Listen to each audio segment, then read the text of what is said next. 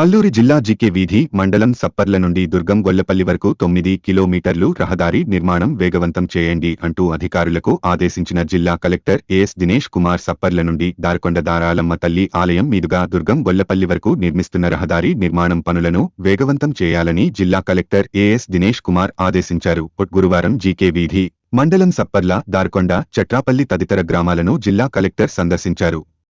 ఈ సందర్భంగా జిల్లా కలెక్టర్ మాట్లాడుతూ రహదారి నిర్మాణం పూర్తయితే పలు గ్రామాలకు రవాణా సౌకర్యం కలుగుతుందని, సప్పట్ల గ్రామస్తులతో ముఖాముఖి మాట్లాడి ఆయా గ్రామ ప్రజల సమస్యలను అడిగి తెలుసుకున్నారు. గ్రామంలో త్రాగునీటి సమస్య ఉందని గుర్తించిన కలెక్టర్ త్రాగునీటి సమస్య పరిష్కారానికి తగు చర్యలు తీసుకోవాలని ఆదేశించారు. చట్రాపల్లి సందర్శనలో గ్రామస్తులు మాట్లాడుతూ ఇప్పటికీ కొండ చర్యలు పడతాయని భయంతో ఉన్నామని, వీలైనంత త్వరగా సురక్షిత ప్రాంతాల్లో గృహాలు నిర్మించి అందజేయాలని కోరారు. కలెక్టర్ స్పందిస్తూ అందుకు గల అవకాశాలను పరిశీలించి నివేదిక అందజేయాలని సంబంధిత అధికారులకు ఆదేశించారు. ఈ పర్యటనలో జీకే వీధి తహసీల్దార్, ఎంపీడీఓ, పిఐయు ఇంజనీరింగ్ అధికారులు, స్థానిక police sub inspector Appala Suri, గ్రామ సర్పంచ్, ఐసిడిఎస్ సిబ్బంది తదితరులు పాల్గొన్నారు.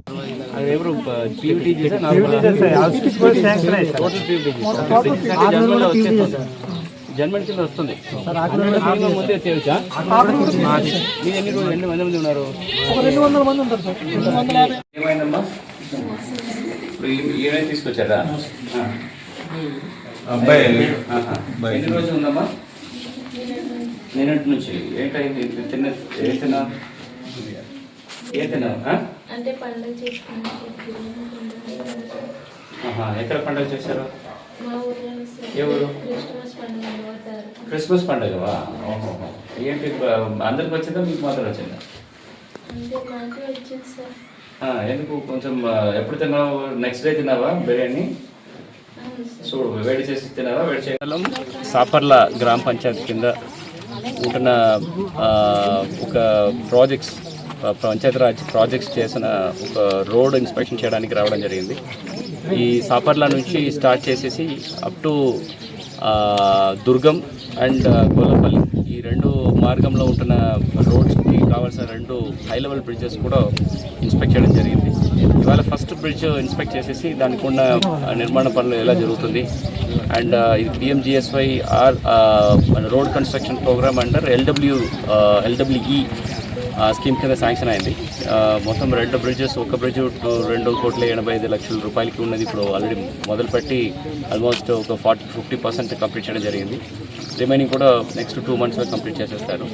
ఇక్కడ నుంచి దాదాపుగా 6 కిలోమీటర్ల వరకు రోడ్ ఫార్మేషన్ చేసేసారు. మొత్తం 9 కిలోమీటరు లెంత్ ఉంటున్న ఈ రోడ్ని ఈ సీజన్లో, బిఫోర్ రైన్ సీజన్స్లో కంప్లీట్ చేయడానికి ప్రయత్నం చేయడం జరుగుతుంది. అక్కడ నుంచి దుర్గం, అది లాస్ట్ విలేజ్, మన ఒరిస్సా బార్డర్కి ముందు ఉంటున్న లాస్ట్ విలేజ్, అది కూడా ఈ ప్రాజెక్ట్స్లో కంప్లీట్ చేసేస్తే చాలా రోజుగా ఇక్కడ ఉంటున్న దాదాపుగా ఒక 11 to 12 విలేజెస్ ఇక్కడ మెయిన్గా ఐదర్ జీకే వీధి వెళ్ళాలంటే కూడా కావాల్సిన రోడ్ మార్గం మనకి కొత్తదిగా వస్తుంది. లాస్ట్ జరిగిన తుఫాన్కి ఇక్కడ కొండ చెరువులు కానీ ఇక్కడ ఉన్న కొండ స్ట్రీమ్స్ అన్నీ కూడా ఓవర్ఫ్లో అయిన వలన మధ్యలో కొన్ని ఫార్మేషన్స్ డ్యామేజ్ అయ్యడం జరిగింది. అది కూడా మళ్ళీ రీకన్స్ట్రక్ట్ చేసేసుకొని ఈ కాంట్రాక్టర్స్ అండ్ ఇంజనీర్స్ అందరినీ కూడా దీంట్లో దృష్టి పెట్టి చేయమని చెప్పడం జరుగుతుంది. దాంతోపాటు ఇక్కడ సాపర్ల గ్రామంలో ఉంటున్న గ్రామ ప్రజలతో ఇంటరాక్ట్ చేయడం జరిగింది. ఇక్కడ ప్రధానంగా వాళ్ళు డ్రింకింగ్ వాటర్ గురించి వాళ్ళు చెప్పడం జరుగుతుంది. గతంలో జల్ జీవన్ మిషన్ కింద చేసిన కార్యక్రమము అరకొరగా చేసి అక్కడే వదిలిపోయింది అని చెప్పడం జరుగుతుంది. సో అది కూడా ఇప్పుడు వాళ్ళకి ఉంటున్న బకాయిలు ఇది ఆల్రెడీ పే చేసిన వలన వాళ్ళు కాంట్రాక్టర్స్ మళ్ళీ పిలిపించేసి ఆ ప్రాజెక్ట్ ఇమీడియట్గా కంప్లీట్ చేస్తాము.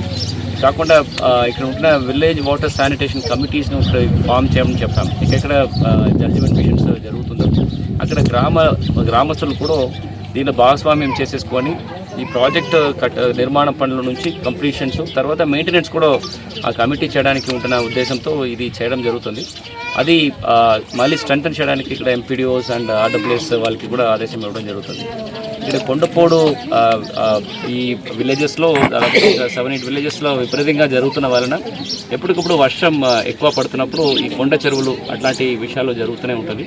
ఈ సర్పంచ్ ఇక్కడ గ్రామస్తులు అందరూ కూడా ఇప్పుడే నేను రిక్వెస్ట్ చేశాను. వాళ్ళు కూడా అదన్నీ కూడా అఫారెస్ట్ చేసేసి ఇప్పుడు నల్లమద్ది కానీ నీరేడు కానీ అట్లాంటి వృక్షాలన్నీ కూడా పెట్టేసి తర్వాత అక్కడ కాఫీ ఆర్ పెప్పర్స్ కూడా ఇంట్రొడ్యూస్ చేయడానికి వాళ్ళు కూడా ఒప్పుకున్నారు.